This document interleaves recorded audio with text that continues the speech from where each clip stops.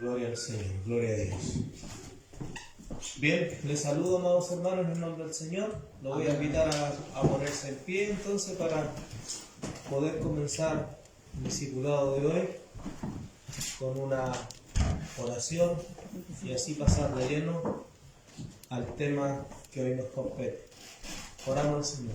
Padre, en el nombre de Jesús, te damos muchas gracias, Señor, en esta preciosa tarde, por estar reunidos, Señor, a los pies de tu palabra, como una María, Señor, que siempre está atento a los dichos de tu boca. Te damos gracias, Señor, por esta oportunidad, a pesar que hay un día un poco malo, Señor, lluvioso, pero aún así, Señor, has permitido que lleguemos hasta este lugar, Señor. Desde ya te pido que bendigas grandemente a cada uno de mis hermanos, Señor, que ha llegado hasta este lugar para poder compartir un momento en tu presencia y tener un buen tiempo en tu palabra, Señor.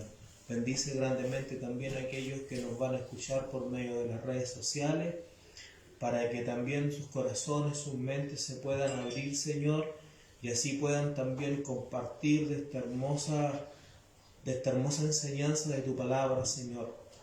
Creo que si hay algo hermoso, Señor, es poder hablar de ti, es poder conocerte cada día más, Señor, y en esta noche todo lo que vayamos a decir, Señor, sea para que tu iglesia sea edificada y pueda crecer en el conocimiento suyo, Señor. Te damos gracias por todas estas cosas y damos comienzo, Señor, a este servicio tal vez especial que nos dedicamos solamente a la enseñanza de tu palabra, con tu preciosa bendición en el nombre de Jesús. Amén y amén. Tomen su asiento, lo vamos a hacer. Bien, saludo ahí a los hermanos que nos están escuchando por medio de las redes sociales, que nos van a escuchar tal vez en las próximas horas, en los próximos días. También sean bendecidos de parte del Señor. Ya hace algunas semanas hemos comenzado con los discipulados, ya llevamos varios temas que hemos tratado de alguna forma ir aislando para poder ir conociendo de alguna manera al que nos convoca a este lugar. Creo que es imprescindible conocer a Cristo, conocer a Jesús, para que nosotros podamos ser buenos cristianos como Dios lo espera de nosotros. La semana pasada estuvimos hablando de un tema que fue muy importante, creo que salió harto conocimiento de lo que compartimos. Por ahí tenía alguien publicó ahí, decía que era básico lo que se estaba compartiendo. Yo decía, cuando leía ese comentario, decía, qué bueno que se entienda como básico, porque cuando entendemos algo como básico, si yo soy capaz de transmitir algo y tú lo aprendes, lo asimilas de manera sencilla, quiere decir que se están haciendo bien las cosas. Porque de repente podemos hablar cosas que sinceramente pueden ser muy fáciles, pueden ser sencillas, pueden tener un trasfondo muy humilde, pero si nosotros tenemos una retórica en nuestra forma de compartir, en la forma de hablar, podemos hacer de algo así pequeño, transformar en algo tan grande que al final nadie termina entendiendo nada. De hecho, la Escritura así lo habla también ahí en 1 Corintios, en el capítulo 14, cuando el apóstol Pablo recomienda a la iglesia a tener que hablar en unas lenguas de una forma que la gente que estuviera escuchando comprendiera lo que se quería decir. Que era mejor, decía él, decir 5 palabras con entendimiento a hablar 1000 palabras sin entendimiento. O yo tomaba ese comentario de esa forma. Me alegro que los hermanos lo encuentren sencillo, porque muchas de las cosas que compartimos creo que no se habla mucho y en no todas partes se comparte y se hablan las cosas que estuvimos hablando la semana pasada, que estuvimos hablando hasta de los inicios de los tiempos con Cristo. Entonces, si se entendió así de sencillo, gloria a Dios. O simplemente el comentario es como una forma de denostar al que está compartiendo. Uno lo puede tomar como quiera. Ya yo tampoco soy una persona ingenua y me doy cuenta de los tonos, las cosas que se ven. Ahora, aunque uno enseñe las cosas más sencillas, Para poder nosotros entender las cosas, los misterios ocultos de parte del Señor, necesariamente debemos nosotros también comprender las cosas más sencillas. De hecho, Jesucristo se lo dijo a Nicodemo: si nosotros no eres capaz de comprender y entender las cosas terrenales, ¿cómo es yo de enseñarte, compartir las cosas celestiales, las cosas que están fuera de nuestro alcance, que solamente se razonan por medio de la fe, por medio del conocimiento de la palabra del Señor? Entonces, ese tipo de comentarios, yo no lo voy a estarlo ahí sacando ni hablándole más, porque creo que todos esos tipos de comentarios sirven para que nosotros vayamos tomando en consideración y vayamos de alguna forma apreciando las cosas que se dan en la iglesia. Pero nosotros, mientras más conocimiento que tengamos, tenemos que mantenerlo siempre humilde delante del Señor. Debemos presentarnos como aquellos que no saben nada. Yo una vez me recuerdo que hace muchos años atrás, cuando era jefe nacional del grupo ciclista, yo llegaba a las iglesias, al principio sobre todo del ministerio, cuando llegaba a las iglesias, yo tenía hermanos que eran mucho más conocidos que yo, y tenían apariencias de cristianos, pues tenían formas de vestir como cristianos, como pastores. Cuando uno los mira así, dan ganas de hacerle reverencia por la pinta que tienen. De hecho, yo me gano al lado de algunos que son pastores y yo no parezco pastor, por mano, en comparación con la pinta que tienen algunos.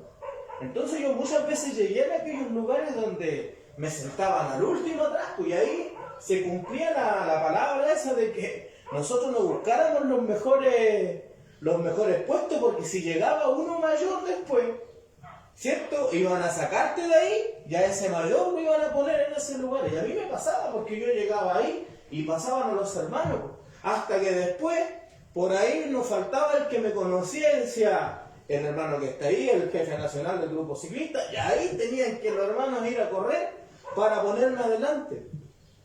Entonces, cuando después yo me ponía acá y yo no tenía la tremenda Biblia como en comparación con otros, yo me ganaba atrás y empezaba a hablar.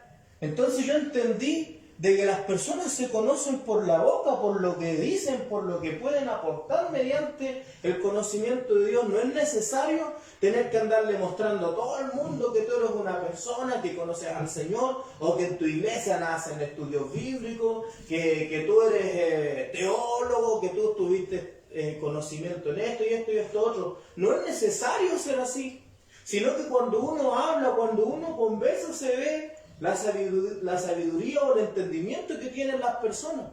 ¿Ya? Entonces, cuando hacen ese tipo de comentarios, a mí me da a entender que seguramente debe ser una eminencia en conocimientos cristianos, por mano.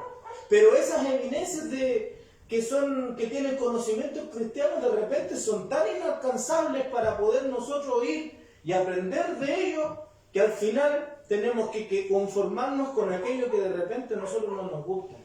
¿Ya? Yo con esto no estoy diciendo que a mí me ofende esto, porque al contrario, yo creo que nosotros como iglesia somos una iglesia bienaventurada, porque de alguna forma Dios se nos ha mostrado mediante las Escrituras. Nos ha permitido ver mediante las Escrituras cosas que por mucho tiempo no se los dio a conocer. Y mediante todos estos discipulados que como pastor yo estoy dándole a ustedes, la idea es que ustedes conozcan a Dios tal como lo he conocido yo y aún más. Porque la idea es que la información que se van dando, la exhortación que se están dando los discipulados, les lleve a ustedes a tener una búsqueda más profunda de Dios. ¿Cómo me gustaría a mí que algún día Rodrigo, Jonathan o cualquiera de los que está aquí sea capaz de exponer el tema, a hablar de Cristo con la misma propiedad que yo y con mucha más tal vez propiedad que yo? Porque yo les puedo decir que la diferencia entre predicador y predicador, hay predicadores que pueden hablar ambos exactamente lo mismo, pero se nota cuando uno tiene convicción y cuando el otro solamente tiene información. Se nota esa diferencia. Cuando la persona que te está enseñando está convencida de lo que está enseñando, hablando, es lo correcto, es lo de Dios. En este caso, en el mío, yo soy una persona convencida. Y entre ese convencimiento también puedo estar en algún error. Por eso es que siempre mi exhortación a la iglesia es que tengan una búsqueda aparte de toda la información y el respeto que deben tenerme a mí porque soy su pastor y el que doy los discipulados. También tienen que tener una búsqueda personal, y cuando encuentren algo de parte de Dios, encuentren algo escondido ahí que tal vez se me ha pasado o que se nos ha pasado como iglesia, sean capaces de venir y transmitir aquellas cosas para que todos podamos crecer en el conocimiento de Dios. Si hay algo que nosotros podemos gloriarnos como cristianos, en conocer al Señor, dice la palabra. Si en algo que nosotros nos podemos engrandecer, es en conocer al Señor. Entonces la semana pasada hablamos de la encarnación de Cristo y cosas importantes que hablamos, separamos el tema en dos formas, que fueron dos formas cruciales. La primera parte del tema de la encarnación de Cristo es poder comprender que para hablar de la encarnación de Cristo tenemos que asumir que Cristo es de antes que fuera encarnado, que tiene una preexistencia. Eso fue lo primero que nosotros podemos ver de ese tema, la encarnación de Cristo. Y primero hablábamos, ¿por qué la encarnación de Cristo y no la encarnación de Jesús? Porque fue el Cristo que se encarnó, y cuando hablamos de Jesús, hablamos de la persona histórica, del personaje histórico que nació.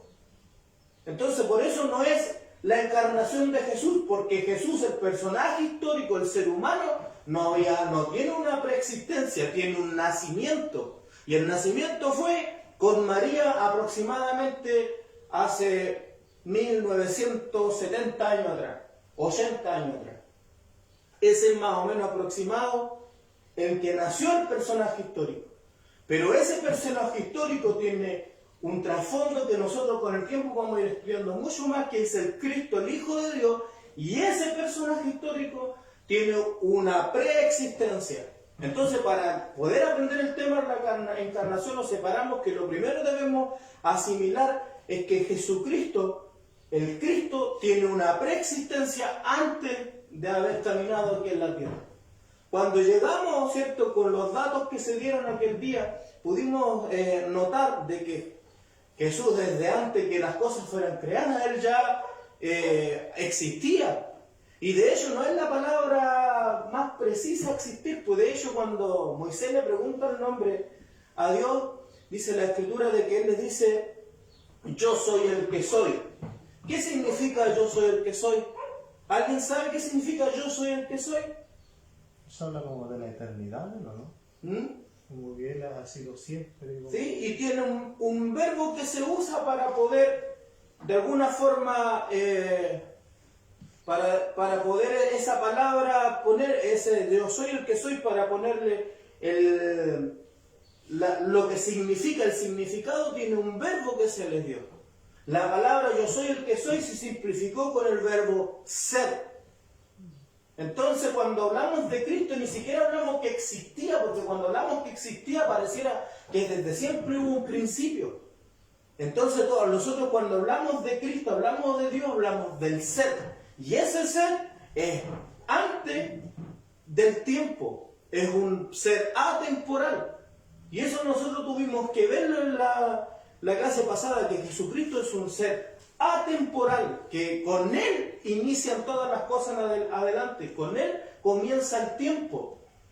Y ahí nosotros explicábamos, ¿cierto?, hacíamos entender de que Cristo, al igual que Adán y Eva, que es la figura de Jesús, ¿qué es lo que pasa? Que así como Eva salió del costado de Adán, así también en la eternidad, pues lo primero que hace Dios es hacer la figura de sí mismo. Entonces toma de Él y se hace una imagen visible que nosotros lo conocemos ahora ese como el Cristo. Esa es la primera imagen visible. Lo primero que Dios hace en la eternidad, antes que la creación comenzara, es tomar de sí mismo, hacer su imagen, y esa imagen visible ser la materia prima, lo que se necesitaba para que las cosas empezaran a existir. Por eso la Escritura dice que en Él y por Él las cosas fueron hechas. Todas fueron hechas por Él y para Él. Y sin Él nada había sido hecho. Lo dice así la Escritura, ¿no? Entonces necesariamente entendíamos que cuando hablamos de la preexistencia, antes que empezara el tiempo de las cosas visibles, estaba lo invisible que era Dios. Lo primero que hace Dios ¿de dónde tomo esto yo? ¿Cierto? De la figura que es Adán y Eva, toma de sí mismo.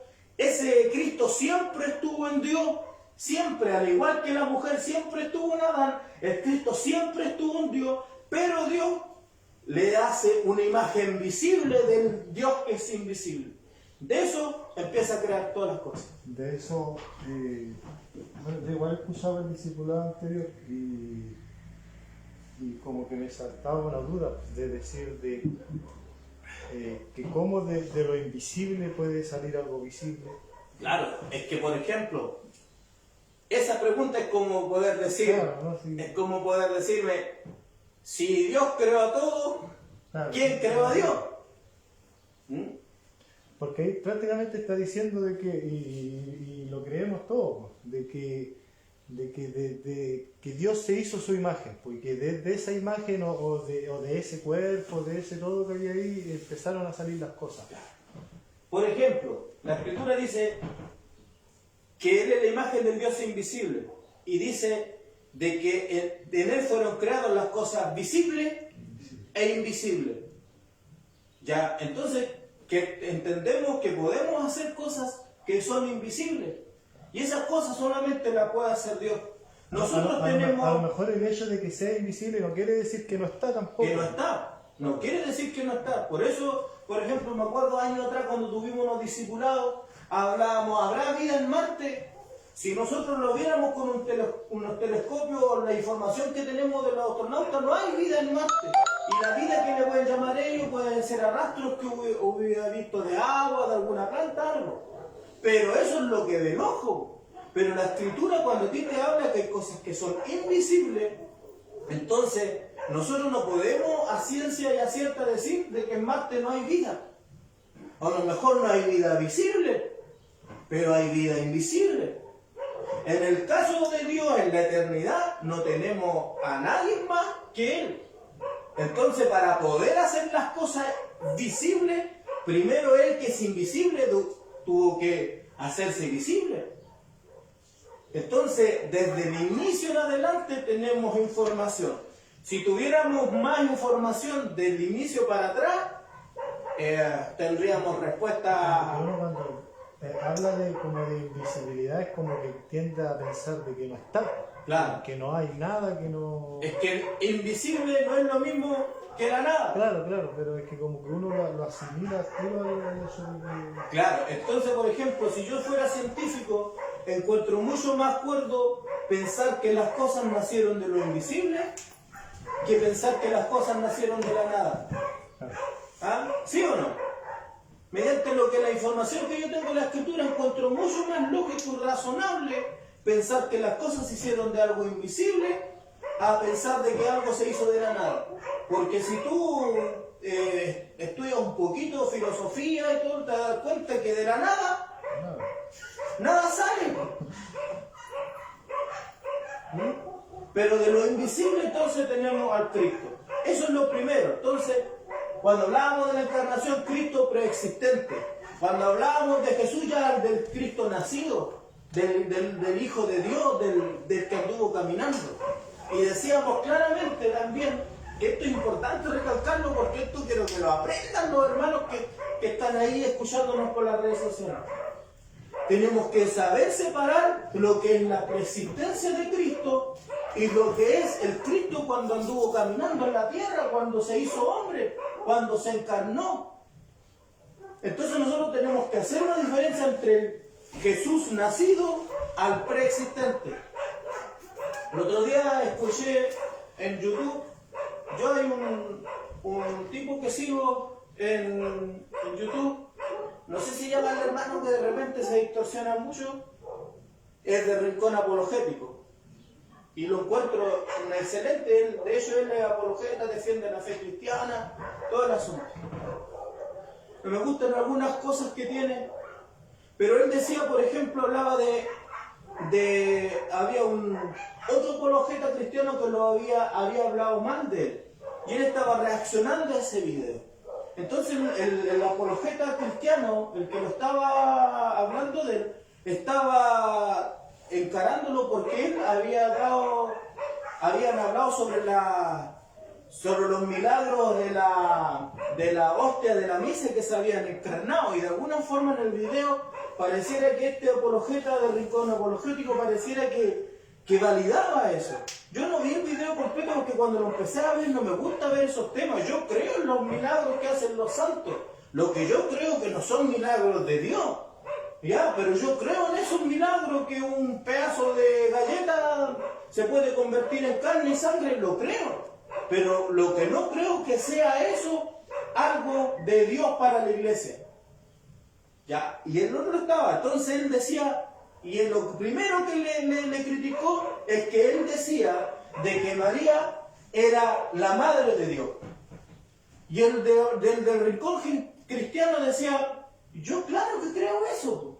Si yo creo, dijo él, que Jesús es Dios, entonces María es madre de Dios. Pero suena lógico, ¿no? Suena totalmente lógico. Y él decía que tú no podías separar la humanidad de Cristo con la humanidad en Jesús y la divinidad en Cristo. No la podías separar, que estaban las dos cosas siempre juntas. Entonces, y ese es el pensamiento en general de la iglesia evangélica. Aunque la iglesia evangélica en sí no dice que Jesús es la madre de Dios, pero en la forma que explica el asunto no le da la respuesta correcta. Entonces, yo decía entre mí, no puede ser de que él diga que es la madre de Dios y él mismo después se da la respuesta, pero que se entienda, decía él. No es que sea la madre de Dios el creador, sino la madre de Dios Jesús que nació. Entonces él mismo se contradecía. ¿Por qué? Pero es una contradicción que todos los cristianos tenemos, porque nosotros cuando decimos que Jesús es Dios, nos olvidamos de que hay un preexistente, que ese sí, ciertamente es Dios porque salió de él, pero tenemos a Jesús que nació, y a ese Jesús que nació, nuestra boca debe confesar que es el Hijo. No podemos nosotros olvidarnos del Hijo. Y el Hijo de Dios, la Escritura le llama al que nació de María. Anteriormente, nosotros lo veíamos en el Antiguo Testamento como Jehová caminando. Entonces, lo que yo estoy diciendo de repente puede ser un poco complicado para la iglesia evangélica porque no logra entender que una cosa es el que caminó y otra cosa es el preexistente. Y enseñábamos la otra parte de la encarnación. Primero, Cristo desde el principio. Segunda parte era que ¿por qué se encarnó? Porque el Cristo tuvo un cuerpo. ¿Qué más tuvo? Decíamos la semana pasada. Tuvo cuerpo. ¿Qué más tuvo? ¿Se recuerdan o no? Tuvo mente. Tuvo mente. Y la mente tiene que ver con el alma humana. Y tiene espíritu. Entonces él era un ser humano 100%. ¿Por qué decimos que tuvo cuerpo? ¿Ya? Ese fue el cuerpo que fue colgado en el madero de la cruz. ¿Qué dice Hebreos capítulo 2, verso 14? Así que por cuanto los hijos se participaron de carne y sangre, él también participó de lo mismo. ¿Qué quiere decir? Que él participó de carne y que participó de sangre. ¿Por qué tuvo mente? Porque la Escritura dice, ¿cierto?, de que él iba creciendo en sabiduría. Si él es Dios, ¿cómo la Escritura dice que él iba creciendo en sabiduría? Cualquier cosa que dice que se debe tener la mente de Cristo. Claro. Si él es Dios, escúchenme bien lo que voy a decir. Si la Biblia, la Escritura no lo enseñaran a nosotros, la diferencia, no nos mostraran eso, no podríamos estar hablando nosotros de la cristología, de separar lo que es el Cristo y lo que es el nacido en carne. Entonces, ¿por qué tuvo mente? Porque él fue creciendo en sabiduría y en gracia para con los hombres, dice la Escritura. ¿Qué quiere decir eso? De que la sabiduría que él tenía desde niño fue como limitada, hermano. Era limitada. No tenía un conocimiento de todas las cosas, sino que fue paulatinamente creciendo. Fue como el crecimiento natural de la persona. Como toda persona. Es que para que el Cristo muriera por nosotros y nos salvara, que eso después vamos a hablar un poquito, ¿cierto? Lo que hizo fue encarnarse, ser como nosotros, pasar a ser Él, el hermano mayor, el representante del hombre, para poder traer redención al hombre. Tenía que un hombre morir por el hombre. Y en este caso el hombre, el representante legal que nosotros tenemos, el pariente más cercano de Adán, ¿quién es? ¿Quién es el pariente más cercano de Adán? Jesús. Porque Adán, si tú ves en la genealogía de Lucas en el capítulo 3, dice que Adán, empieza a nombrar todos los nombres, y cuando llega Adán, ¿hijo de quién dice? De Dios. Adán, hijo de Dios. Y el único que nosotros podemos decir que viene directamente y es el familiar más cercano de Adán, es Jesús, que es anterior a él.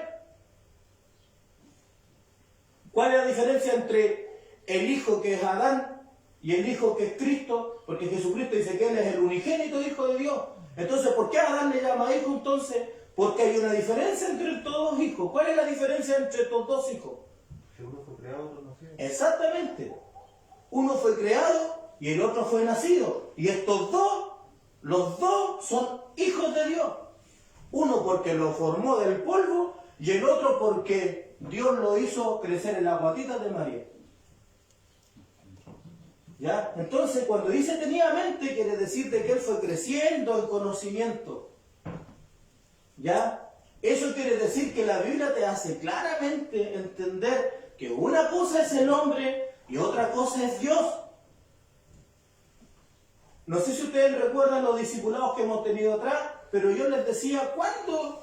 Al menos yo no lo puedo certificar y no lo he escuchado en otros predicadores, no lo puedo buscar así, pero yo lo creo que en la vez que Dios ya, la deidad, se mostró completamente en Jesús, fue en el momento en que fue bautizado en el Espíritu.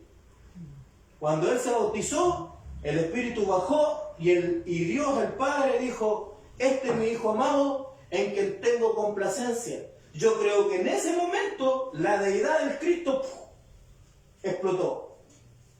Anteriormente vivió como un ser humano, participó de las mismas cosas para poder decir nosotros que fue humano. ¿Tú te imaginas cuando decimos Jesús fue hijo de un carpintero y no sé, pasó hambre? ¿Y cómo iba a pasar hambre si era Dios?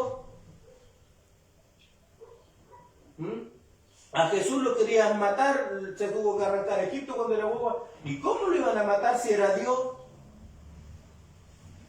Entonces tenemos que comprender la diferencia entre el Hijo de Dios, el personaje histórico, con el Cristo preexistente. Ese Cristo preexistente no puede morir, ¿o puede morir?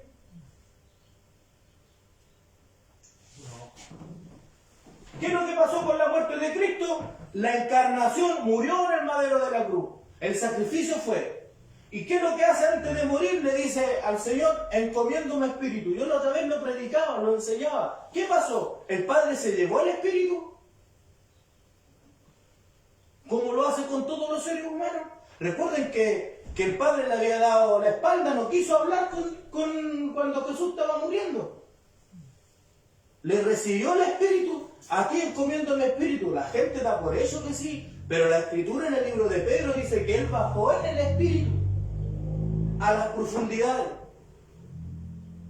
Entonces, la carne murió, pero en el espíritu él sigue vivo, y en ese espíritu es como él baja a las profundidades y liberó la cautividad que estaba abajo. Entonces, ¿por qué? Porque el preexistente no puede morir, pero la carne sí. Entonces, eso es necesario comprenderlo. Yo no entiendo cómo la iglesia evangélica dice que somos iglesia cristiana, pero todavía no podemos comprender esto que debiéramos ya entenderlo todo. Entonces, ¿María es madre de Dios? No, María no es madre de Dios.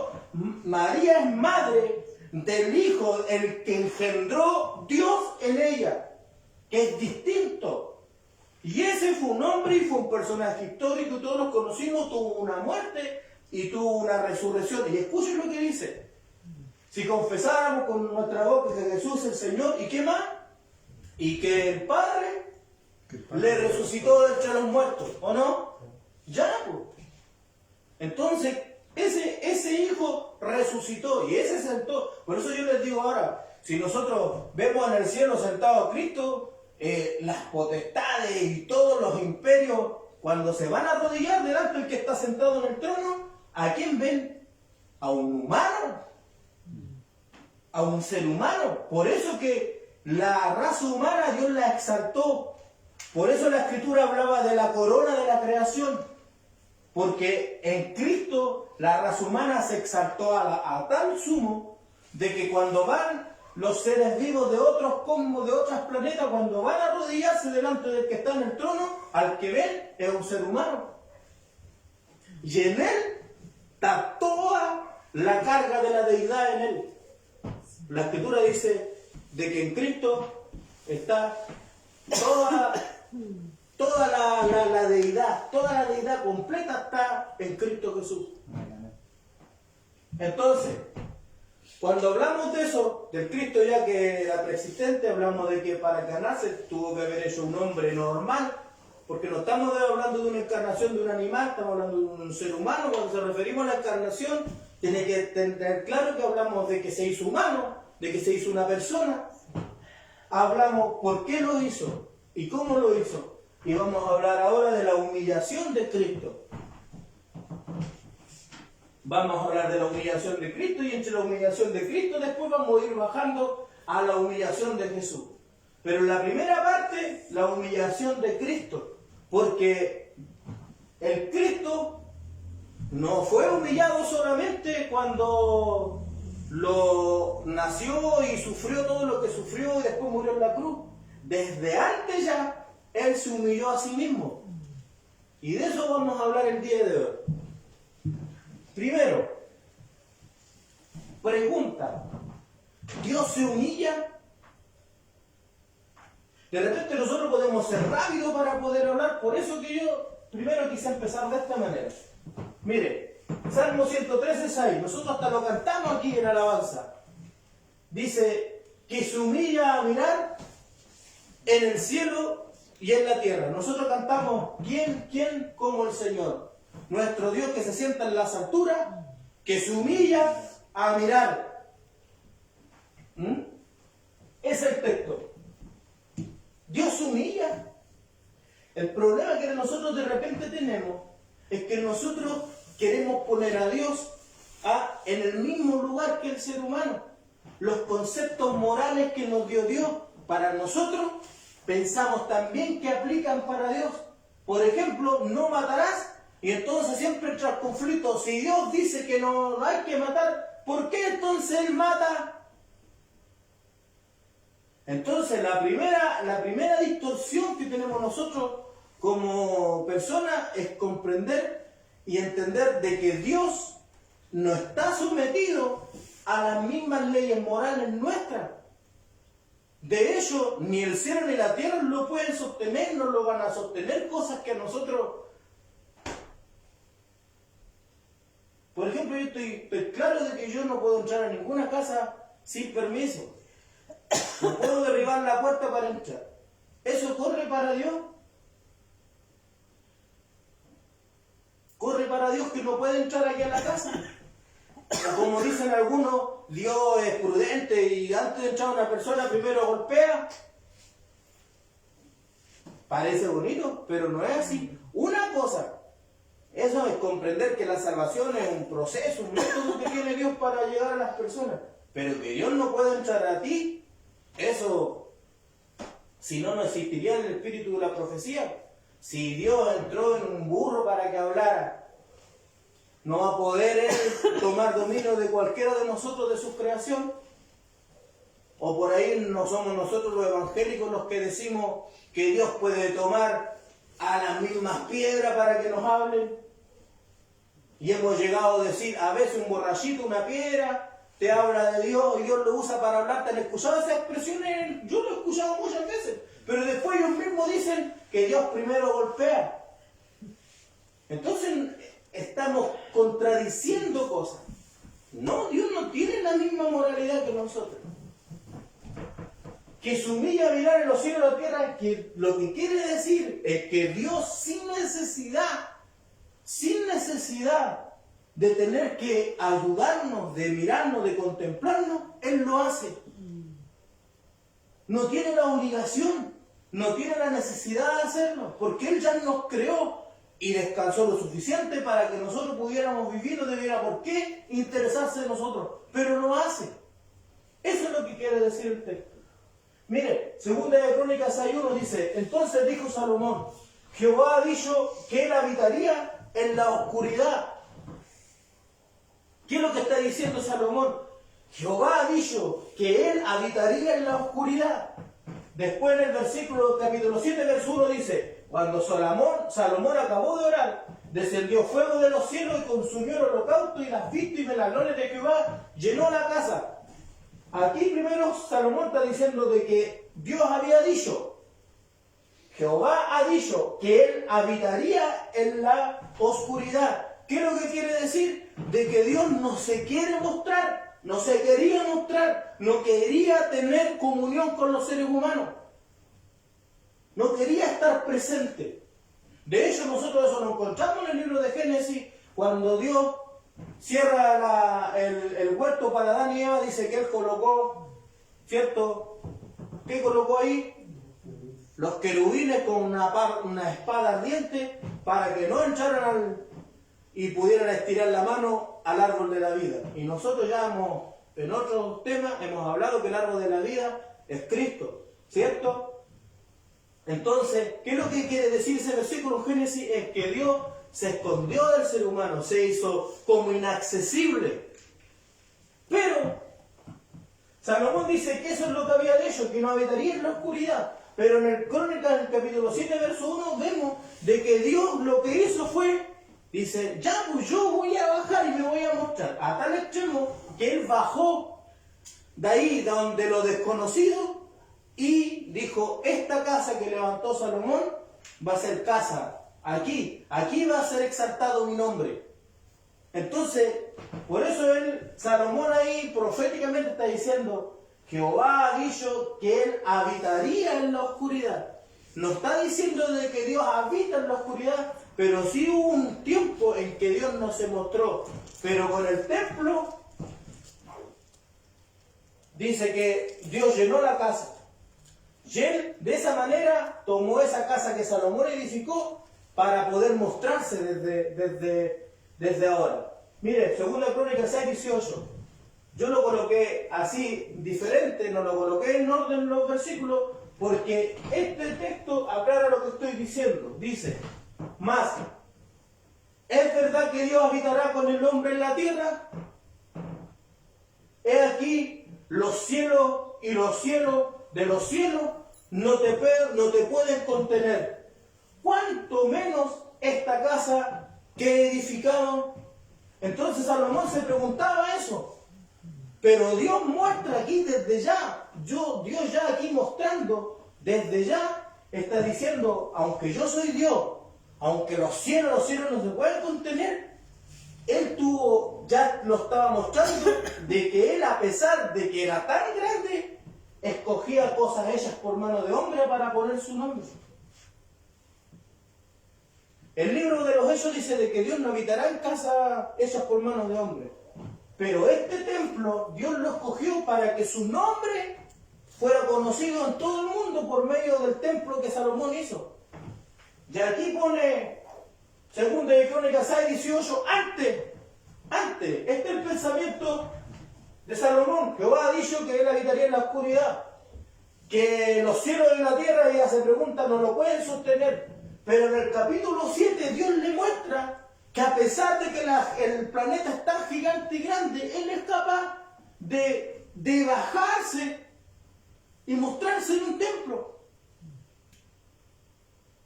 Entonces yo pregunto ahora, ¿es verdad que Dios habitará con el hombre en la tierra?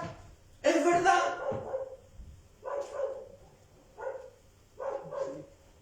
Sí, pero hasta este tiempo era imposible.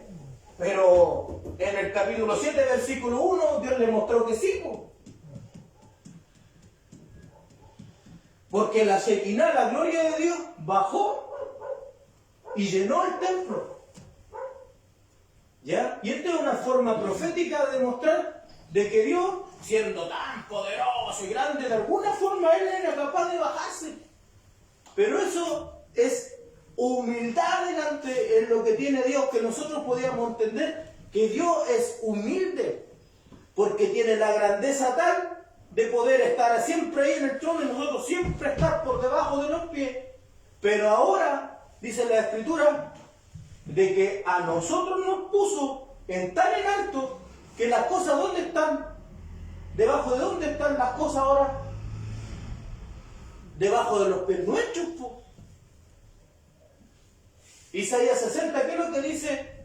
De que el cielo es su trono y la tierra es estrado de sus pies. Pero ahora la Escritura nos enseña en el Nuevo Testamento de que todas las cosas están sujetas debajo de nuestros pies, de nuestros pies. ¿Por qué? Porque el familiar mayor, el representante legal, el ser humano, se sentó a la diestra, y es un hombre. Entonces, Dios se humilla. Si nosotros lo vemos de alguna forma aquí en estos textos, vemos que Dios es capaz de bajar a la humildad. Y aquí estamos hablando del Padre, de ese que nosotros vemos en la Escritura, que es severo, que toma decisiones que nosotros a veces nos cuesta comprender. Entonces, primero, Dios se humilla. Para nuestro concepto, lo que hace más que Dios humillarse con el concepto que nosotros tenemos, Dios es humilde. Fue el Cristo ya, después de ser bautizado, que dijo: aprender de mí, que soy manso y humilde. Y ese Cristo, el nacido, no es solamente manso y humilde cuando nació, era hombre. Ahí vamos a seguir después con el tema y vamos a darnos cuenta que ya en su preexistencia ya era humilde. Dios es humilde, pero no en el concepto que nosotros entendemos de humillación. Mire, del hecho de que Dios tenga presente al hombre, siendo su creador, nos muestra la humildad de Dios. ¿Qué es lo que yo reflexiono aquí cuando hago el tema? Del puro hecho de que Dios tenga consideración de nosotros, ya muestra la humildad de Dios. Porque, por ejemplo, nosotros tenemos presidente Piñera. El presidente Sebastián Piñera es uno de los hombres más ricos de aquí de Chile. ¿Te va a tener a ti como amigo? ¿Va a tener a alguno de nosotros como amigo? Los que lo rodean son personas que viven en su esfera social que él vive. Porque esa es la normalidad. Pero Dios no está buscando los seres más poderosos creados, porque recuerden que el hombre es menor que los ángeles. El hombre fue hecho poco menor que los ángeles, dice la Escritura. Pero Dios los mira a nosotros. A nosotros. Por ejemplo, Salmo 144:3 dice: oh Jehová, ¿qué es el hombre para que en él pienses? ¿O el hijo del hombre para que lo estimes? Es precioso eso comprender cuando estamos hablándolo, poniéndolo en el contexto de lo que estamos enseñando hoy. Es precioso el texto cuando dice: oh Jehová, ¿qué es el hombre para que en él pienses? Somos nada, por hermano, tal vez al ojo de los demás, pero él pensó en nosotros. Y dice: o el hijo del hombre para que lo estimes. Los tiene en cuenta. Los tiene en cuenta, los da valor Dios. Entonces cuando no decimos no valen nada, claro que nosotros podemos decir no valen nada, pero el Creador nos estima. Amén, amén, amén. El Creador nos estima. Por ejemplo, la gente quiere terminar con el cristianismo porque el problema de la gente en este tiempo no son en sí las religiones en sí. El problema de la gente en este tiempo, del hombre actual, es Cristo, es Jesús. Ese es el problema. Es el Dios cristiano, el Dios judío cristiano. Ese es el problema. Antes se veía con el antisemitismo todo en contra de los judíos. Ahora ya derechamente están en contra del judío cristiano. Y ese Dios judío cristiano fue el que le dio dignidad al hombre.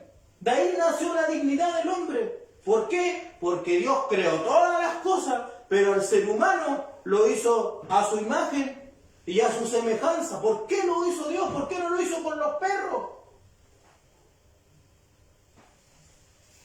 Lo hizo con nosotros. Y ahí tenemos otros textos que podríamos usar que con respecto a lo mismo. Por ejemplo, lo voy a leer acá.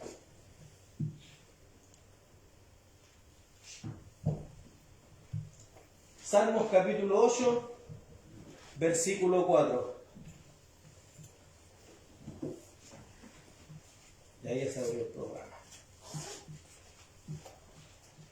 Salmos capítulo 8, versículo 4. Digo, ¿qué es el hombre para que tengas de él memoria? Y el Hijo del Hombre para que lo visites. Esto, Salmo 8, 4, 143, es como lo mismo, pero parafraseado con otra palabra. Pero miren lo que dice en Job 7, 17.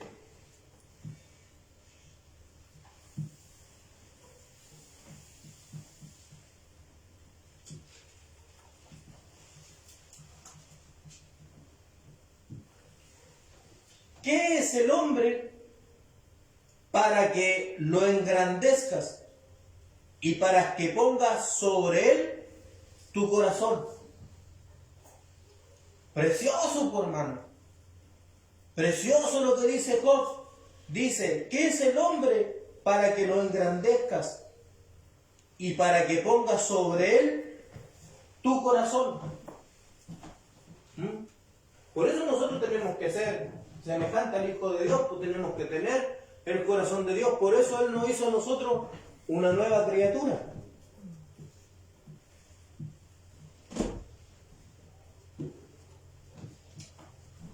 Y aquí empezamos ya a hablar derechamente de la humillación de Cristo.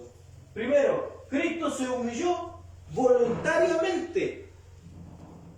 Ya, yo creo que esto se entienda, porque cuando hablamos del Cristo preexistente, de la imagen del Dios invisible, estamos hablando de un Dios que no tiene un espíritu distinto, que tiene un alma distinta, que tienen dos pensamientos. En la eternidad son los dos en unidad. Los dos son lo mismo, piensan lo mismo. No tienen dos almas distintas en la eternidad. Son Dios, es Dios solamente. No puede haber una contradicción. Por ejemplo, el Espíritu Santo no se encarnó, no fue el Espíritu Santo el que se encarnó. La Escritura habla que el Espíritu Santo tiene voluntad. ¿Por qué dice que yo digo que tiene voluntad? Porque dice que el Espíritu Santo a nosotros nos da dones, ciertos dones del Espíritu, y nos da los dones a nosotros como Él quiere, ¿cierto? Dice la Escritura, que Él reparte los dones como Él quiere. ¿Significa que el Padre lo querrá de otra manera? ¿Significa que el Hijo lo querrá de otra manera? Entonces nosotros de repente, como no entendemos, como no hemos entendido el fondo de Dios, empezamos a decir, es que el Padre tiene voluntad, es que el Espíritu Santo tiene voluntad también. Claro que tienen voluntad, pero cuando hablamos de Dios, la voluntad es la misma. Cuando hablamos del Cristo encarnado, estamos hablando que tiene una voluntad distinta. ¿Por qué? Porque como decíamos delante, ese decía, Padre, que se haga tu voluntad y no la mía. Pero ese lo dice el encarnado. Pero cuando antes de encarnarse, Dios determinó humillarse. Y cuando habla voluntariamente, no es que estaba el Padre y el Hijo arriba diciendo, oye, Cristo, vaya a tener que humillarte porque es la única forma que el hombre quiere. Entonces nosotros no somos capaces de visualizar la eternidad. Cuando hablamos, por ejemplo, a ver, ¿quién puede leer 1 Timoteo capítulo 3, verso 16? 1 Timoteo capítulo 3, verso 16. Bien fuerte, claro, para que escuchen también lo de las redes sociales. Indiscutiblemente, ¿Sí? grande es el misterio de la piedad. ¿Qué más dice? Dios fue manifestado. Dios fue manifestado en carne. Entonces, cuando hablamos de Cristo que se humilló, y 1 Timoteo dice, Dios se manifestó, entonces no está haciendo diferencia. Está hablando de que el Cristo preexistente es lo mismo que el Dios invisible. Solamente que el Cristo preexistente, ¿qué es lo que es diferencia del Dios invisible? Se ve. Es visible, po. Es visible, a tal extremo que es visible, que habla con Abraham en el Antiguo Testamento, se le presenta a Josué, se presentan varias partes en el Antiguo Testamento, es visible. Cuando en el libro de Zacarías dice que Josué, el sacerdote Josué, creo que fue así, se presenta delante de Dios con Satanás para acusarle. Lo mismo que pasa en el libro de Job. Se presentan delante de Jehová. ¿Delante de quién se presentan? ¿Del Dios invisible o de este preexistente? De él, pues, de Cristo preexistente. Ahí se presenta. Él es la imagen, Él es la cara. Cuando la Escritura dice que los ángeles ven su rostro, el rostro que han visto es el rostro visible. Y dice que a Dios nadie lo ha visto. Ya, nadie la ha visto jamás. Pero hay un texto que es debatido porque dice que los ángeles ven su rostro. ¿No hay? Es la imagen, pues. Eso es lo que se tiene que entender. Es como cuando Isaías dice, vi yo al Señor. Vi yo al Señor en el capítulo 6, y lo hemos estudiado profundamente el capítulo 6 de Isaías, que ese que estaba hablando en el libro de Juan, en el capítulo 12, dice de que el que vio a Isaías era Jesús, pues. El Cristo, el preexistente. Entonces, cuando hablamos de que Él se humilló voluntariamente, lo que yo estoy tratando de decir, de que no hubo una fuerza que ejerció para que Cristo se viniera a humillar, sino que es Dios tomando la decisión de venir. Porque la única manera en que fuera saciado la justicia de Dios es que alguien pague los pecados de nosotros. Otro día cuando hablamos de Jesucristo en el Evangelio decíamos, a nosotros Dios nos salvó por misericordia. ¿Fue la misericordia de Dios lo que nos salvó? Entre comillas, podemos decir que sí, pero no es la misericordia sola. ¿Por qué? Porque lo que nos salvó fue la muerte de Cristo. La gracia de Cristo, ¿cierto? En su muerte fue lo que nos salvó.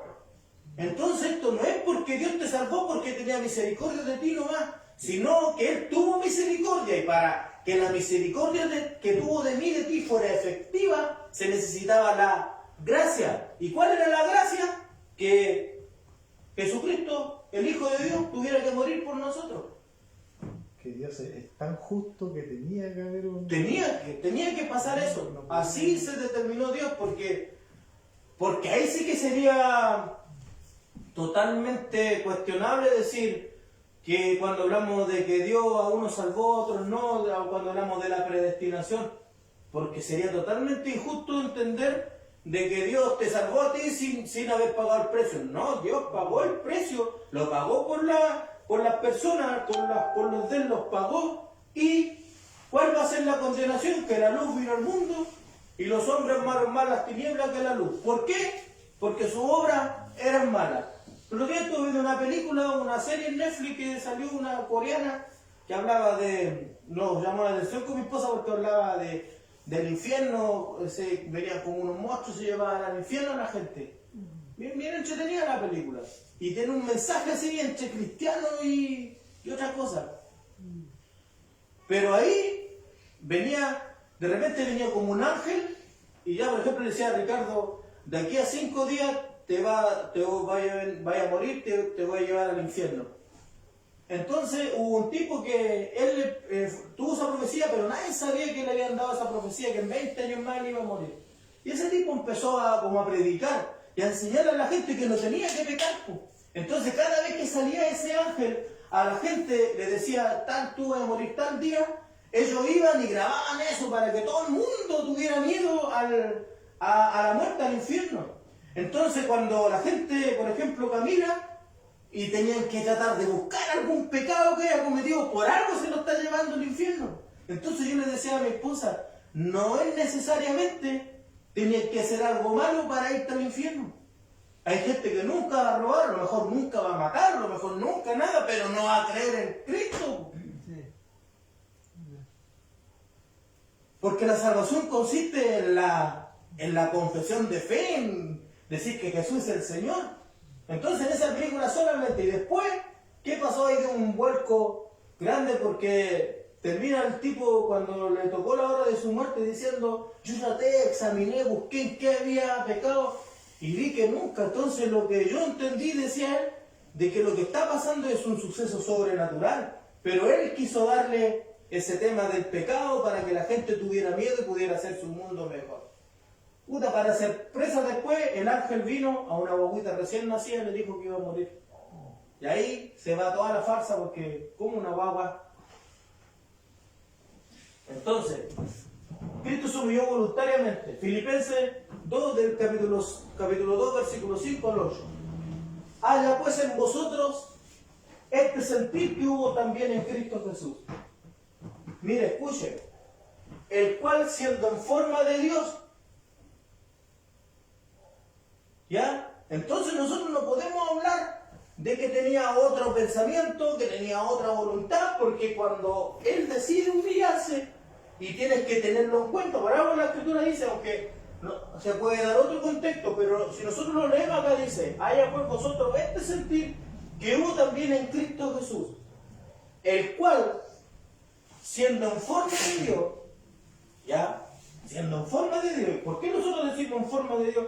El Dios invisible, el que no se ve, se hace visible, tiene una forma. No estimó el ser igual a Dios.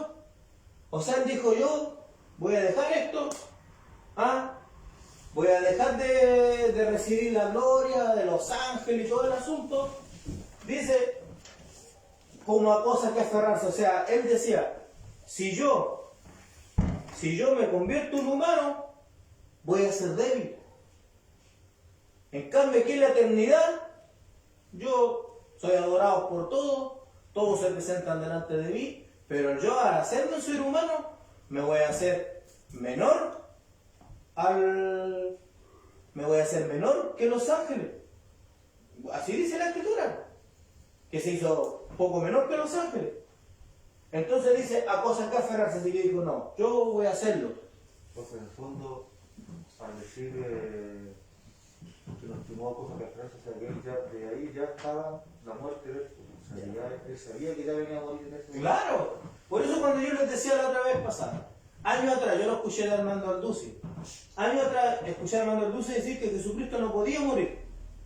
Y yo hasta mucho tiempo atrás lo creía así, lo prediqué así.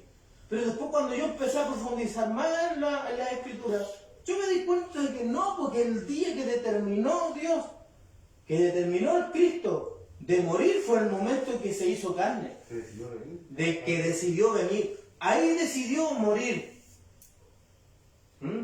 Ahí decidió morir. De hecho, él dijo, a mí nadie me quita la vida, yo la pongo y la pongo por mucho.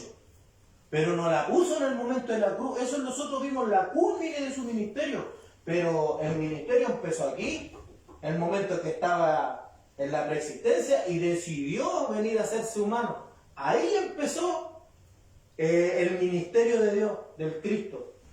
Entonces dice, sino que se despojó a sí mismo, tomando forma de siervo. Y aquí tomando forma de siervo es más profundo de que nosotros creamos, porque lo que se pudo haber traducido ahí es tomar forma de un esclavo. O sea, se vino a ser lo más bajo de los hombres, lo más bajo.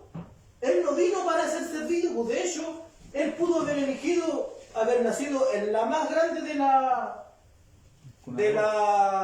de las mansiones. Miren, ve a María, le gustó María como era y nació. Entonces llegamos tarde, le echamos la adoración a María, que ya se cree que es madre de Dios. Y cuando se habla, por ejemplo, ustedes no sé si han escuchado hablar sobre la Virgen de la Santísima Concepción. ¿Han hablado de ese término? ¿Han escuchado hablar de la Virgen, la Santísima Concepción? De hecho, tenemos la Universidad Católica de la Santísima Concepción. ¿Qué significa Santísima Concepción para el católico? De que María no fue engendrada por un humano, que fue engendrada por el Espíritu Santo, al igual que Jesús. No quiere decir de Santísima Concepción de que ella haya concebido siendo virgen. El término Santísima Concepción lo que está diciendo es que María nació al igual como Jesús, que fue engendrada por el Espíritu. ¿Ya? ¿Por qué hago este comentario? Porque dice cuando dice que se despojó a su hijo de una forma de siervo, hecho semejante a los hombres, él pudo haber elegido una mujer de la alta sociedad para haber nacido. Porque María, Dios no la escogió porque era la mejor de todas las mujeres, como algunas veces nosotros lo creemos. Por algo la Escritura dice, María llena de gracia, porque Dios le llama justo al que quiere, bienaventurado, dice la Escritura, al que Dios no inculpa de pecado. María fue una bienaventurada, por hermano, y posiblemente, y anteriormente mis conceptos eran distintos, pero cuando yo he aprendido a hablar de la gracia, y entiendo que donde abunda el pecado, sobreabunda la gracia, entonces yo puedo llegar a pensar de que María no era la mujer más perfecta en su tiempo. Pudo haber hecho inclusive ocultamente una de las peores.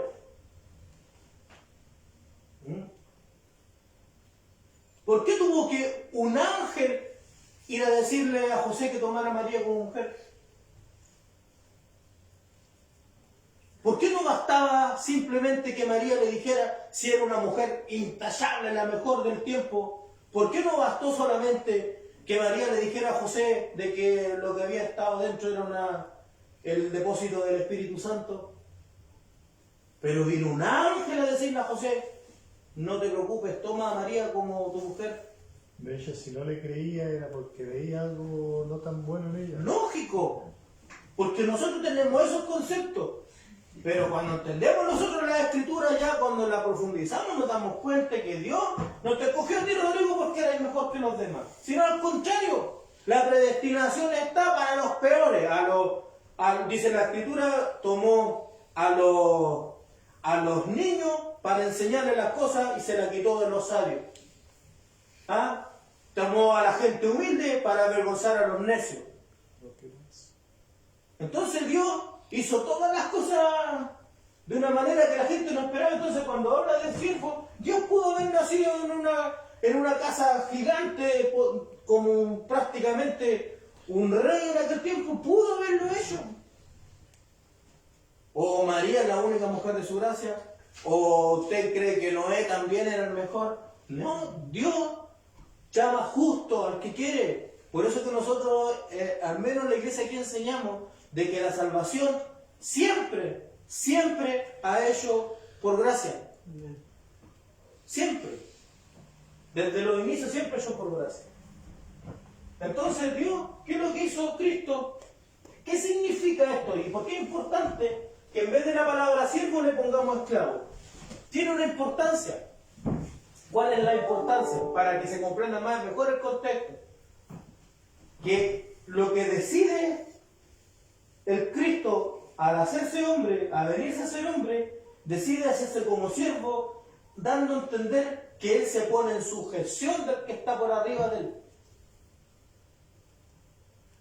Porque aquí no es que tomando siervo sea siervo de alguna persona. A Cristo nosotros no nos vemos de esclavos de ninguna persona. De hecho, Él vino a libertar a los cautivos. Pero nosotros, cuando dice que Él dice tomando forma de siervo, quiere decir de que el Cristo se encarna. Entonces cuando Él se encarna iba a perder su poder de Dios, iba a ser sujeto al invisible. Eso es lo que significa. Que Él va a ser sujeto a lo invisible. Por eso vemos al Jesucristo, que no se haga tu voluntad, o sea, mi voluntad, Señor, sino que se haga la tuya. Y vemos al Cristo nosotros siempre orándole al Padre, pidiéndole al Padre. No hay cosa que Cristo haya hecho de que no haya hablado con Dios primero. ¿Por qué? Porque Él, tomando forma de siervo, porque Él se despojó, por mano. Entonces, si hablamos que se despojó, no podemos ver de que la deidad, que es Dios, y el Jesucristo, el Hijo de Dios, sean lo mismo. Hay una diferencia. La Biblia enseña una clara diferencia entre lo que es el preexistente y lo que es el Hijo de Dios nacido. Hay una clara diferencia. Por eso dice la Escritura. De hecho, hay un pasaje que habla que dice que hay un mediador entre Dios y los hombres. Jesucristo, Jesucristo hombre lo dice. hombre, ¿sí o no? Que hace una diferencia. Hay una diferencia. Hay una diferencia. Entonces aquí de partida tiene que ser eso. El cual, siendo en forma de Dios, no estimó el ser igual a Dios. O sea, ¿cuál era la gracia? Hacerse hombre, po. Porque si hubiera andado como Dios, caminando como Dios, no, porque ¿qué de espectacular? Mire, ¿qué de espectacular le ven a ustedes Jesús Dios caminando por encima de las aguas? ¿Qué tiene de milagroso eso? Sí, Dios. ¿Qué tiene de milagroso? Cuando entiendes tú, nada. El milagro está en que era un hombre que estaba sujeto a las mismas leyes físicas de nosotros. Ese es el milagro. Eso es lo espectacular. Entonces él dice aquí, el cual siendo en forma de Dios, no estimó el ser igual a Dios. Entonces no andaba cuando andaba así caminando Jesucristo, golpeándose en la cabeza diciendo yo soy Dios, yo soy Dios. No. Cuando se revela ya el ministerio y ya Cristo empieza a demostrar su preexistencia, cuando la Biblia se nos encarga de hablar de él, desde el bautismo en adelante. ¿Se acuerdan cuando vimos que en la iglesia el pequeño Mesías? ¿Sí? Cuando él era niñito andaba jugando todo y hay un pajarito muerto y el niñito andaba jugando Jesús. Y los pajaritos toman pajarito y el pajarito vivió. Iba como desarrollándose. Tiene un contexto, es que el niño no se conocía a sí mismo. Era un niño. Claro, entonces Dios, así pues, por algo la Escritura dice, indiscutiblemente, grande es el misterio de la vida. Dios fue manifestado en carne. Si aquí, que hay un misterio, que hay una cosa que es difícil de repente comprender razonalmente, claro que la hay. Por eso que estamos en estos discipulados, tratando de que comprendan lo que es difícil razonablemente comprender. Entonces el cual siendo en forma de Dios no estimó el ser igual a Dios a cosas que aferrarse. ¿Qué quiere decir? De que Jesucristo cuando estuvo caminando vivió como ser humano. Porque si hubiera estado actuado como Dios, entonces seguía aferrándose a lo mismo, pues, hermano. Si es tan sencillo entenderlo. Por eso digo yo, ¿cómo tomo el comentario del hermano? De una forma o de otra. Porque aunque son cosas que por años nos ha costado entender, con una lectura que le estoy dando ahora, yo no encuentro sencillo comprenderlo. Po. Pero eso es porque el Espíritu Santo se encarga de darnos luz en nuestra mente, en nuestro corazón. No es que yo sea mejor, no. Él se encarga de darnos luz. Claro, Él nos encarga, yo al menos, no, ustedes saben cómo soy yo estoy preparando los PowerPoint, pero yo lo que comparto aquí es lo que va fluyendo nomás, pues, hermano. Entonces dice, de siervo, eso es semejante a los hombres, y estando en la condición de hombre, ellos semejante a los hombres. Algunos dicen que esto que está aquí, semejante a los hombres, quiere decir de que él no fue hombre, sino que fue parecido. Pero cuando nosotros entendemos el contexto de todo, entendemos que él fue hombre. Porque la misma Escritura dice que él lo hizo a su imagen y semejanza, y no por eso decimos que nosotros somos Dios. Pues. Amén. Después la frase de abajo lo confirma. ¿Sí o no? Y estando en la condición de hombre. Claro, porque aquí está hablando de Dios que de una forma renuncia a eso para hacerse un hombre. Pero la deidad estaba escondida en él. Pero a eso no se aferró él. Él no vino aquí, que vengo yo soy Dios. No vino así. Eso estaba dentro de él, pero no fue lo que él vino a mostrar. Y estando en la condición de hombre, se humilló. Entonces la humillación empieza primero en el Cristo, cuando está ahí, cuando decide hacer todo esto, cuando desde ya él ve que la única forma de que la raza humana tenga reconcilio para con Dios, ¿cuál es la forma? De que él se haga uno igual que nosotros y por medio de su sufrimiento darnos vida a nosotros. Entonces cuando ya vino como hombre se empezó a humillar. Esa es la primera parte. Primero el Cristo se humilló. Y eso se humilló en la eternidad. De hecho yo les decía a los hermanos, la Escritura nos enseña de que el Cordero fue inmolado desde antes de la fundación del mundo. ¿Qué quiere decir? Que el Dios que ya conoce todas las cosas, ¿qué es lo que hace Él? Desde ya sabía que nosotros íbamos a fallar, el ser humano le iba a fallar y ya tenía la solución a esto. ¿Por qué Dios lo hace así? No tengo idea. Había una pregunta delante escuchada cuando estaba escuchando. A mí me gusta ver ese canal Rincón Apologético. Y estaba dando respuesta a varias preguntas que había de una persona que parece decía, estas preguntas, ¿por qué crees en Dios? Y él iba respondiendo a las preguntas.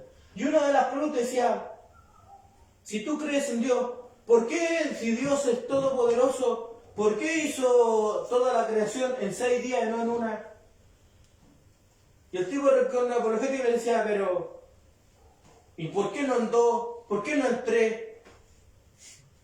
¿Por qué tenemos que decirle nosotros al Todopoderoso en qué es lo que va a ser el asunto? ¿O cómo lo va a hacer? Claro, pero es que esa es la ignorancia. Y esa es la ignorancia de nosotros de los evangélicos también. Porque nosotros los evangélicos creemos que Dios dijo, tierra, tierra, hombre, barro.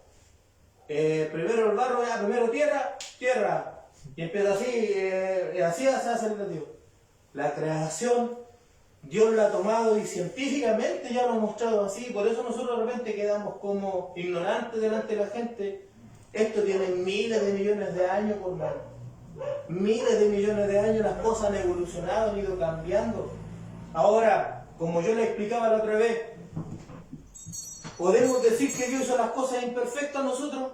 ¿Podemos decir eso? No. ¿Por qué no lo podemos decir? Porque cuando esto, nosotros ahora sabemos que esto se llama campana. Pero cuando el diseñador la hizo una creación, hizo la campana, pero resulta que no lo hizo con la cosita de adentro. Y dijo, esto es una campana. Tú le podías decir, está mal, ¿sabes? Porque le falta la cosita de adentro. ¿Le podías decir tú eso? ¿Le podías decir que está mal lo que está haciendo? ¿Por qué no le puedes decir que está mal a ver, pastor? Porque uno no, el creador es él, no nosotros. No le podéis decir que está mal. Pero si el creador puede decir, ¿sabéis que esta campana yo le voy a añadir una cosita para que se escuche? Entonces la perfeccionó, evolucionó la campana, pero en ningún momento fue imperfecto para él.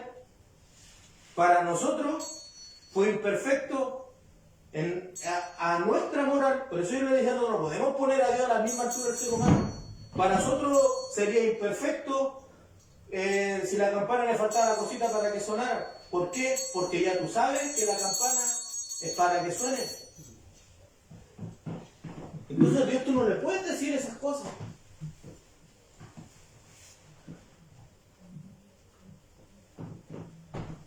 Escuchen bien, Cristo se hizo hombre, pero no un hombre cualquiera, sino un siervo, lo que les decía delante, un esclavo.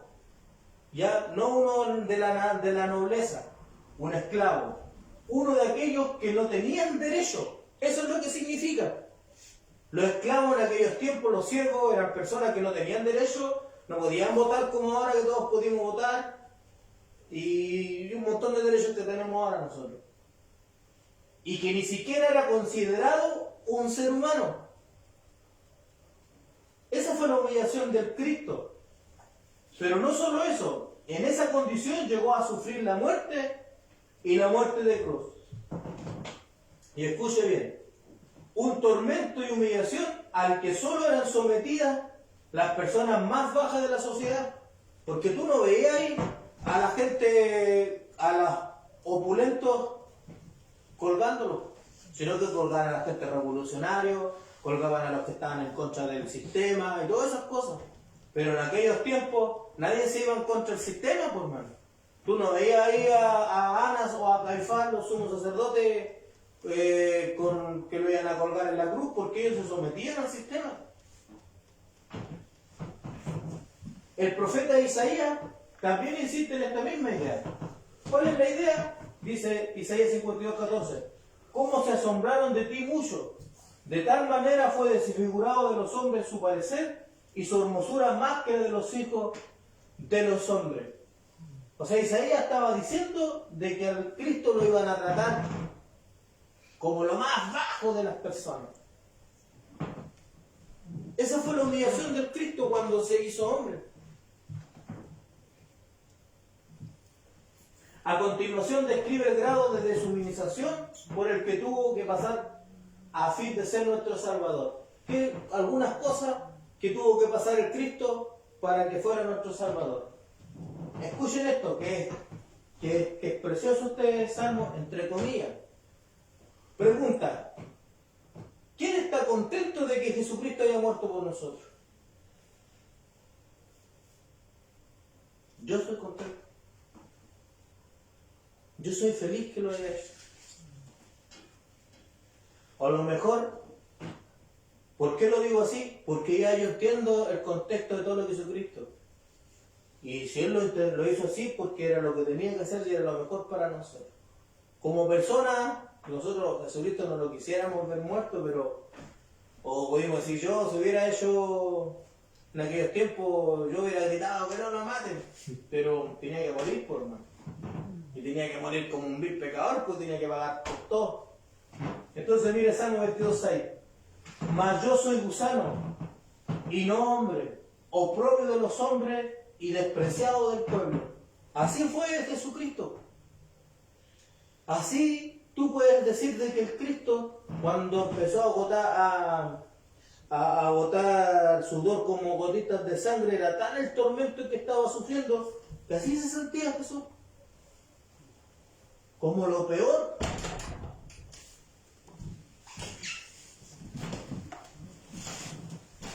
El autor de Hebreos, escuche bien, se refiere a nuestro Señor Jesucristo de este modo: vamos a aquel que fue hecho un poco menor que los ángeles, a Jesús. Eso está en Hebreos 2:9. Pero el salmista llega mucho más lejos, diciéndonos que en su agonía llegó a ser el más inferior de los animales. O sea, el apóstol Pablo, que yo soy uno de los que creo que el apóstol Pablo fue el que escribió el libro de Hebreos. Él dice que Jesucristo fue hecho un poco menor que los ángeles. A Jesús fue menor que los ángeles. Pero el salmista lo que dice, que Jesús fue hecho como el peor, el más pequeño de los animalitos. A eso alcanzó la humillación. El salmista dice, pero el salmista llega mucho más lejos diciéndonos que su agonía llegó a ser el más inferior de los animales. Un menospreciado gusano. Hay un abismo infinito entre la condición de majestad y gloria que el Hijo de Dios había disfrutado durante toda la eternidad del Cristo y la condición de insignificancia a la que llegó a someterse por amor a la humanidad pecadora. Entonces, cuando hablamos del Jesucristo se hizo siervo, estamos hablando de eso. Él vino a hacerse lo peor. Por eso cuando hablan de que Jesús, los de la prosperidad hablan que Jesús era un hombre rico, porque cuando fueron los magos, los hechiceros, eso le dieron oro y tuvo oro para todo el tiempo, ¿no? Yo creo que le dieron oro, pero le dieron el oro suficiente para que los padres, mediante estaban en Egipto, tuvieran para poder sobrevivir mientras guardaban al niño. El creador de todo cuanto existe, convertido en un despreciable gusano. Un animal que de manera instintiva produce una reacción de asco y desprecio en las personas. Isaías 53. También lo tengo ahí, pero lo vamos a profundizar un poquito. Todavía 9:20 me queda un poquito más. Isaías 53. También un pasaje que nosotros cantamos. Isaías 53. Dice: ¿quién ha creído nuestro anuncio? ¿Y sobre quién se ha manifestado el brazo de Jehová? Subirá cual renuevo delante de él y como raíz de tierra seca. No hay parecer en él ni hermosura. ¿Qué quiere decir? Que Jesús se hizo tan así, que él no se hizo una persona que fuera, que la gente lo viera y dijera, oh, tiene algo especial ese hermano, tiene que ser cristiano. No, con Jesús la cosa era distinta. Era un hombre de tan bajo perfil que no llamaba la atención por sus apariencias. Y dice, le veremos, mas sin atractivo, para que le deseemos. O sea, tenemos aquí datos en la palabra para poder decir que Jesús fue una persona tan común y corriente en su parecer, tan común y corriente, que la gente le daba lo mismo cuando pasaba.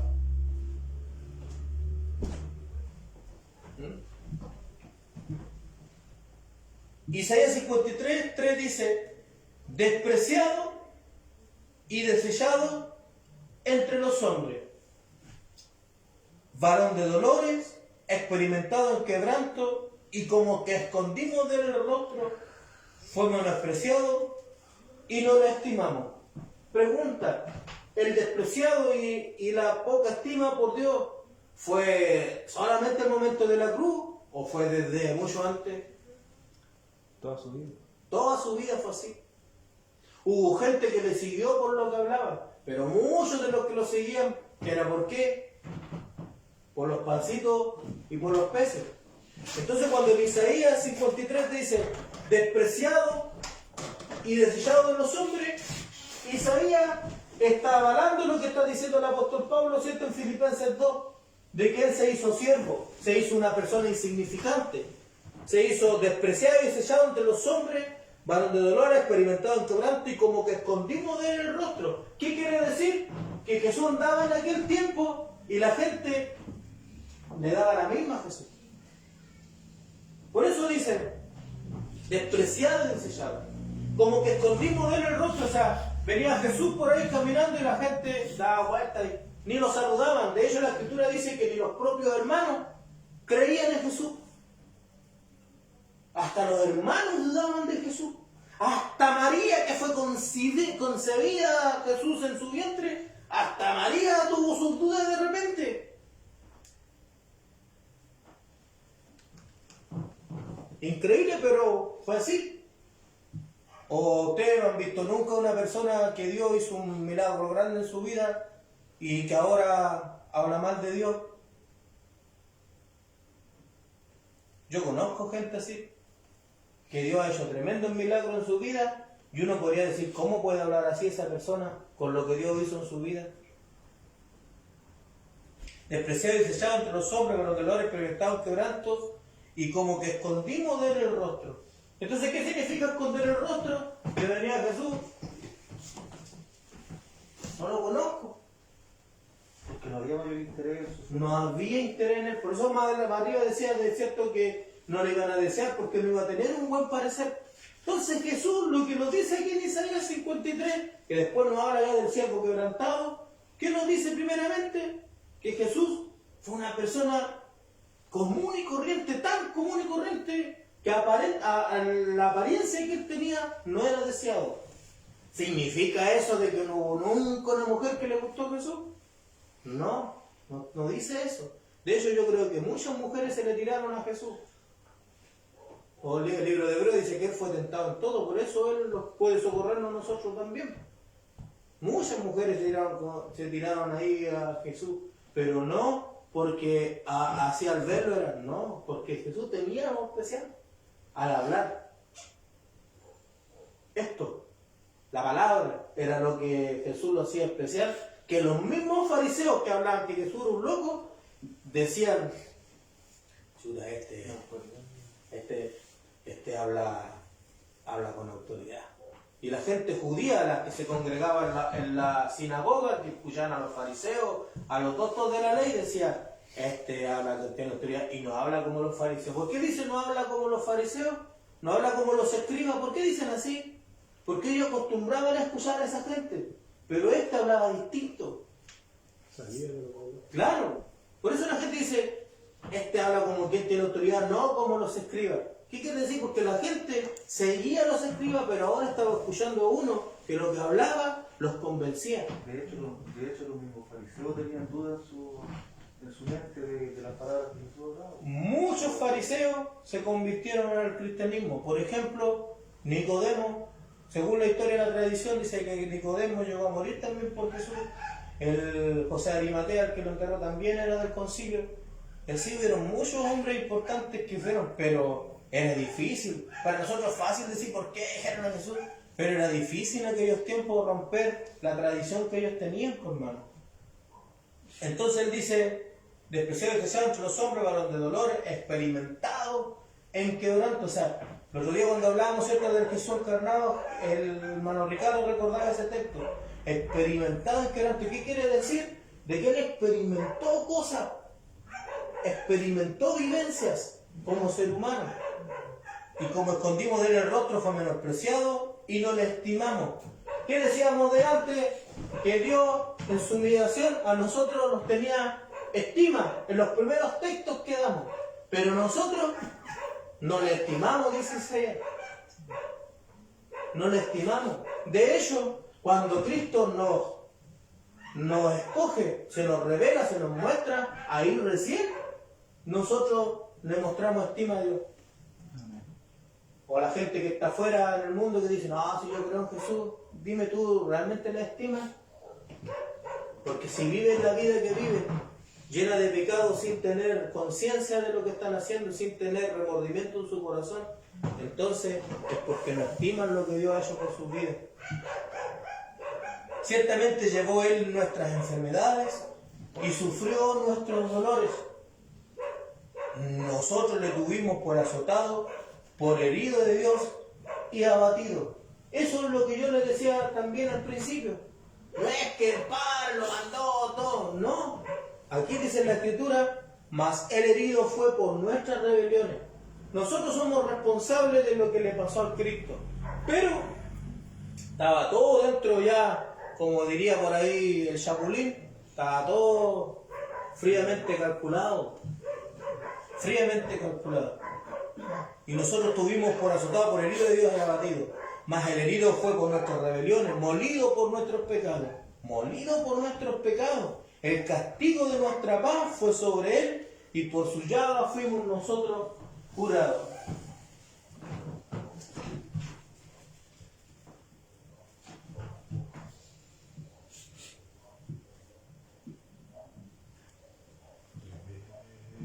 Cristo despreciado por aquellos que quiere salvar.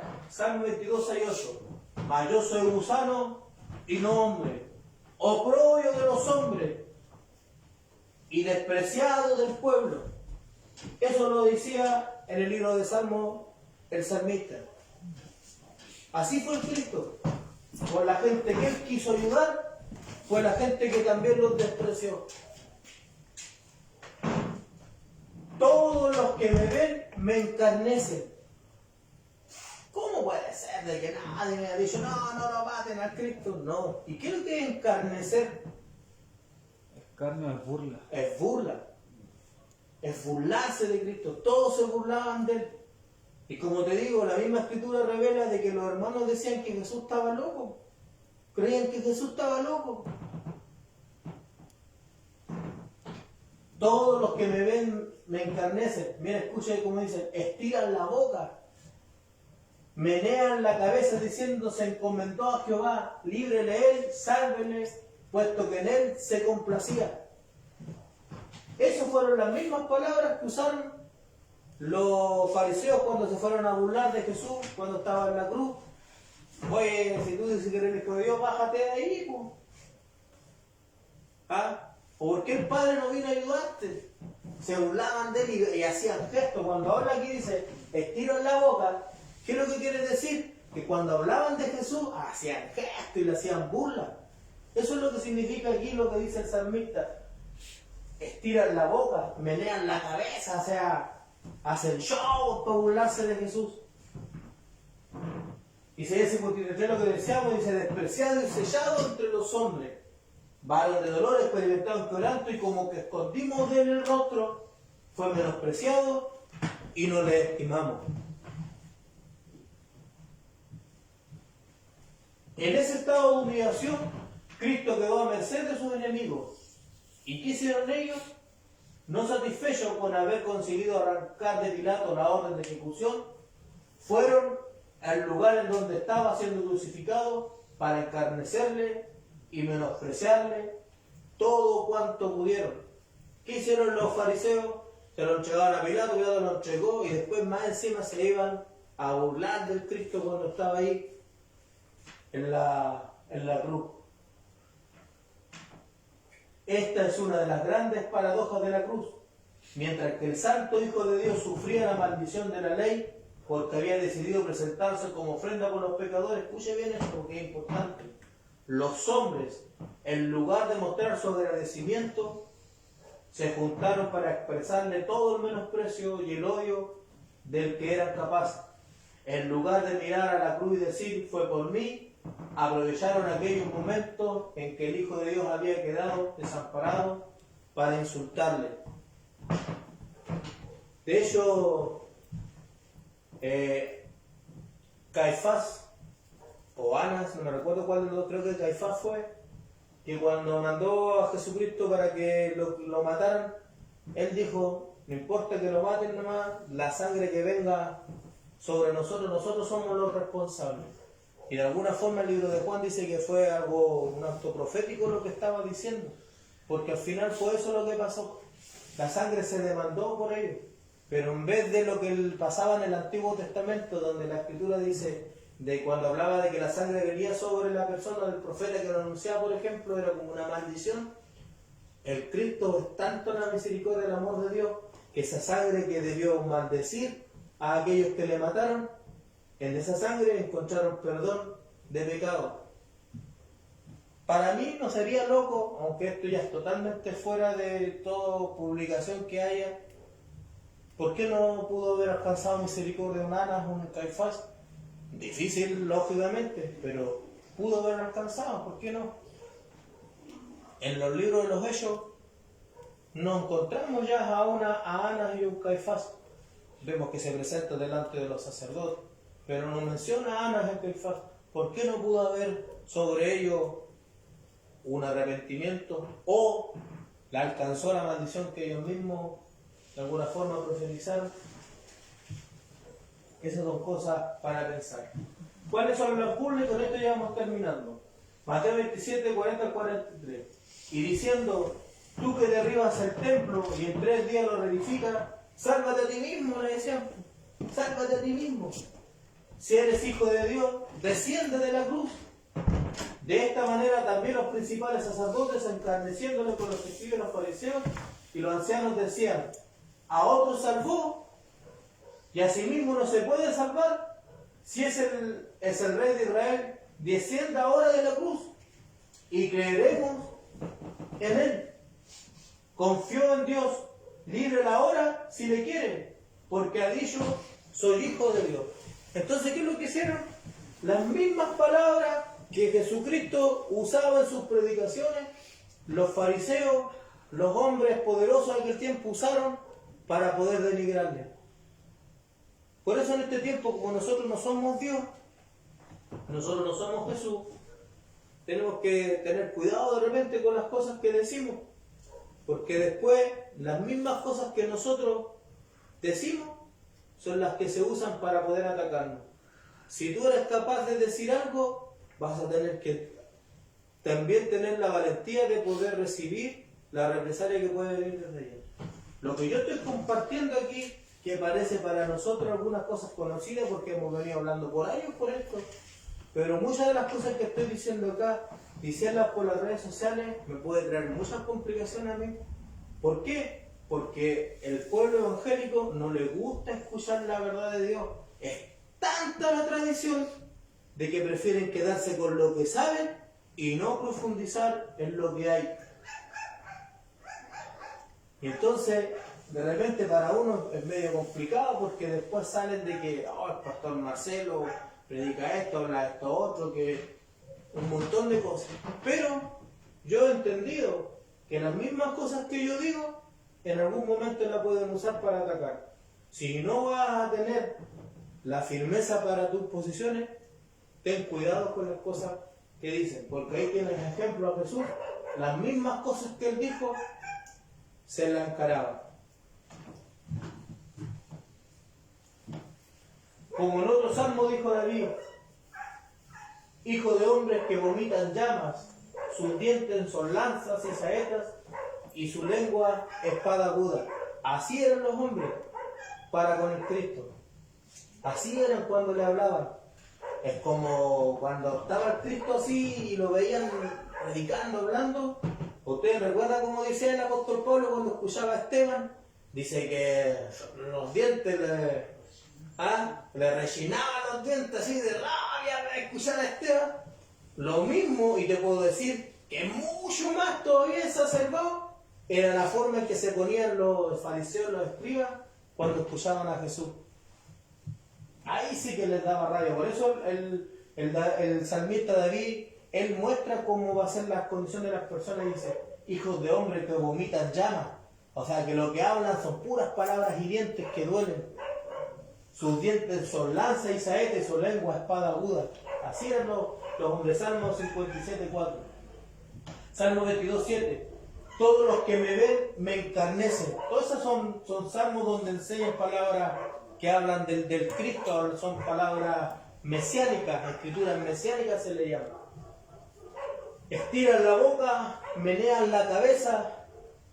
Todo esto eran gestos viles, reservados para aquellos por quienes se sentían mayor el desprecio.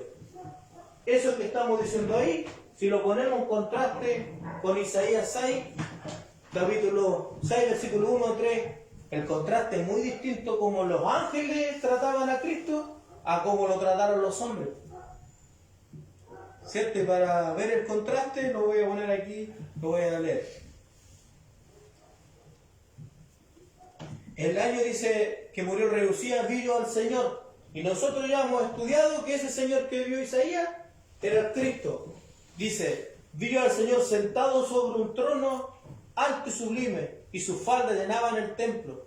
Por encima de él había serafines, cada uno tenía 6 alas, con 2 cubrían su rostro, con 2 cubrían sus pies, y con 2 volaban.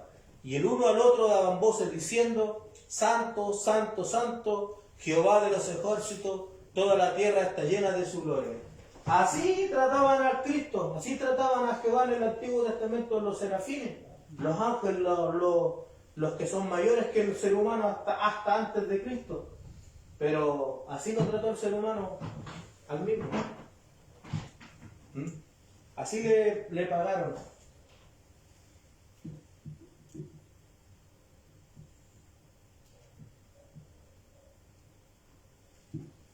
El mayor menosprecio que sufrió el Cristo fue, y esto aquí vamos a poner un poquito, el silencio del Padre en la cruz.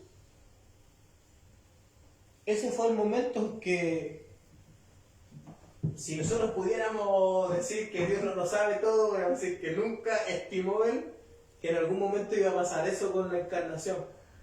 Que el Padre que siempre ha estado con Él desde la eternidad, que Él iba a sentirse menospreciado. ¿Por qué yo digo que se siente menospreciado Cristo? ¿Por qué le hablamos? Mire, vamos a leer más bajito, dice, a diferencia del comienzo del ministerio, mire, contrastar. Marcos 9:1-11. Aconteció en aquellos días que Jesús vino de Nazaret de Galilea y fue bautizado por Juan en el Jordán. Y luego cuando subió del agua vio abrirse los cielos y el Espíritu como paloma que descendía sobre él. Y vino una voz del cielo que decía: tú eres mi Hijo amado, en ti tengo complacencia. Cuando Jesús comienza su ministerio. Pero cuando está en la cruz le dice: Padre, Padre. ¿Ah? Y le habla. ¿Y qué es lo que pasa? Que Dios no le habló, po. Y Jesucristo le dice: ¿por qué me has desamparado? Entonces ahí no hubo: oh, mi Hijo amado, tengo complacencia. Ahí hubo un menosprecio del Padre. ¿Por qué? Porque el Hijo estaba recibiendo en ese momento el castigo. Entonces, imagínate, Ricardo, del juez, me sentencia a la muerte, me ponen aquí para fusilarme y yo ya no puedo decir nada porque el juicio ya fue emitido. El juez ya no puede decir ninguna palabra que pueda ayudarme a mí. Ahora solamente tengo que esperar la muerte y esperarla sola. Entonces esa fue ya la culmine de la humillación de Jesús. Como yo lo explicaba muchas veces otras veces, ¿cierto? Cuando decía: el sol alumbra para el justo y los injustos, y cuando Cristo está en la cruz, se oscurece el cielo, pues, hermano. O sea, para el más justo de todos no hubo sol. Entonces Cristo lo deja, y nosotros, todos los que estamos acá, hemos cometido pecado, hemos tenido falta, pero ninguno de nosotros podemos decir de que Dios nos ha dejado solo alguna vez. Y es más, hasta cuando lo hemos puesto soberbio, altivo, la Escritura dice que Él nos mira de lejos, pero nos mira. Pero Cristo lo dejó solo.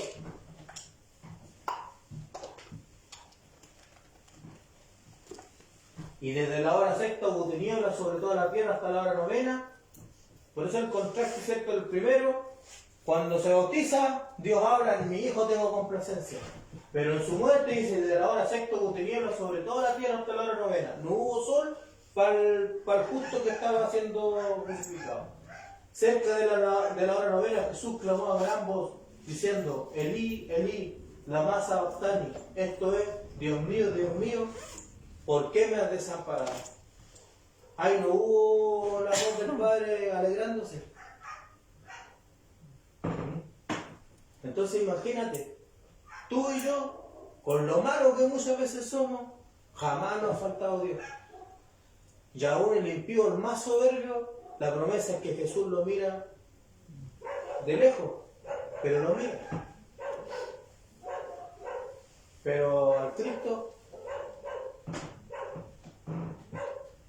¿recuerdan cuando empezamos? Decimos Filipenses 2, que Él nos estimó como cosa a que aferrarse. Esto es lo que nos estimó. Aunque nosotros vemos dolor aquí, tremendo desprecio de Cristo, Él sabía que esto iba a pasar. Y esta es la peor parte, cuando no tuvo que aferrarse. Es la peor parte de la humillación del Cristo, del Hijo de Dios. Cristo no manifiesta ningún sentimiento de venganza u odio. Todo esto nos lleva a meditar en la grandeza de su amor. Observemos que en sus oraciones al Padre no hay ningún sentimiento de venganza. Cuando estaba siendo crucificado dijo: Padre, perdónalos porque no saben lo que hacen. Y poco antes, cuando fueron a prenderle, dijo a sus discípulos que si en ese momento pidiera al Padre 12 legiones de ángeles, se la concedería al instante. ¿Qué quiere decir eso? Que él pudo haber pedido a Dios después y Dios mandaba y terminaba con todo. Pero el humillado no hizo eso. Él había decidido despojarse de todas esas cosas. No quería aferrarse a su condición de Dios. Si él hubiera pedido: Padre, mándame ángeles que me defiendan, se hubiera estado aferrando todavía a su condición. Pero Jesucristo en San Juan 17 le dice, ¿cierto?, de que lo lleve para estar con él en aquella gloria que estuvo, por ejemplo. Vamos a leer acá. Juan capítulo 17.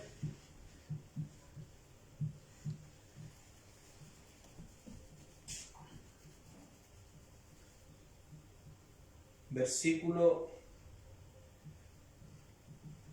5. Dice: ahora pues, Padre, glorifícame tú al lado tuyo con aquella gloria que tuve contigo antes que el mundo fuese. O sea, Jesús le está diciendo: ahora voy a morir, papá, ahora quiero estar en la misma gloria de la cual yo me despojé. Entonces, por eso él no pidió legiones ni nada, porque él se había despojado a eso. Si él empieza a pedir cosas de esa magnitud, todavía se había estado aferrándose y su humillación no hubiera hecho completa. Entonces, lógico que Jesús no pidiera eso. ¿Por qué? Porque la humillación era que él, como hombre, soportara todas estas cosas. Entonces dice: ¿y quién de nosotros permitiría que lo humillaran teniendo en su mano la posibilidad de ser liberado? En esto también se demuestra su perfección única. Su renuncia a todo intento de defensa personal pudiera parecer a algunos que era un acto de debilidad, pero es todo lo contrario. Manifiesta un increíble poder que en todo momento es controlado por su amor y su deseo de glorificar al Padre.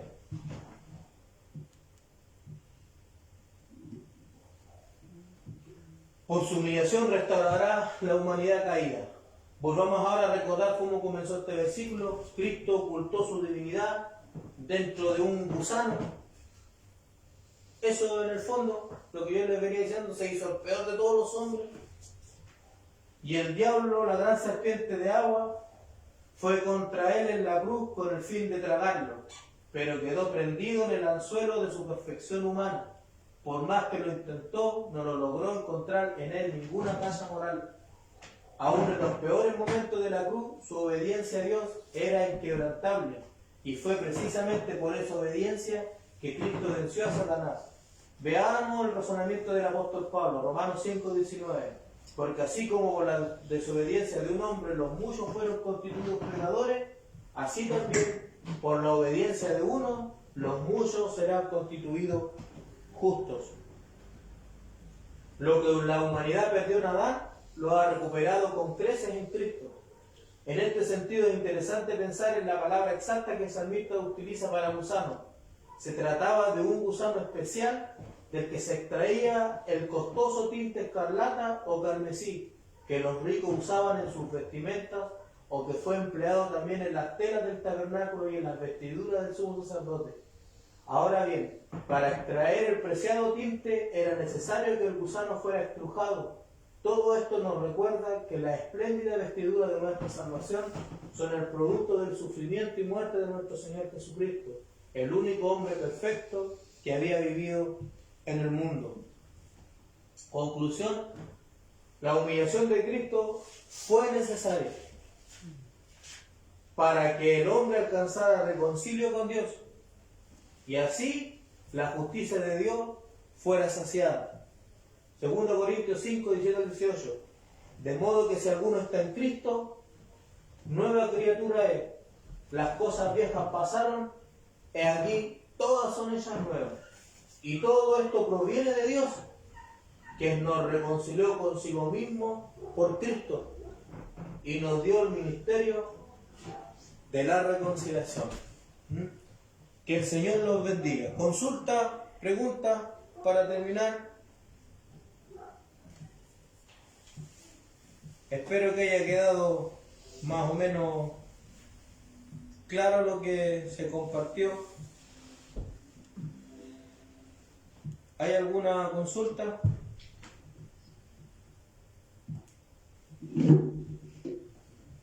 Que el Señor bendiga. Si hay alguno de los hermanos que por las redes sociales haya estado escuchando este tema y haya quedado con alguna inquietud, ahí mismo en los comentarios puede plantear su inquietud, y ahí podemos, si Dios lo permite, dar respuesta a cualquier inquietud que haya podido quedar. Bien, que el Señor los bendiga, amados hermanos. Vamos a cantar una alabanza, pero vamos a despedirnos de los hermanos que nos escucharon. En el nombre del Señor, muchas, pero muchas bendiciones a los hermanos en las redes sociales.